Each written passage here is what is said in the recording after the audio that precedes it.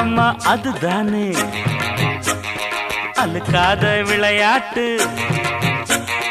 ரெண்டுல நீ உன்ன தொடுமாமா இந்த பொண்ணு கிட்ட வெக்கப்படலாமா ஜல்லிக்கட்டு காலரடிதாமா நீ தும்ப விட்டு வாழ தொடலாமா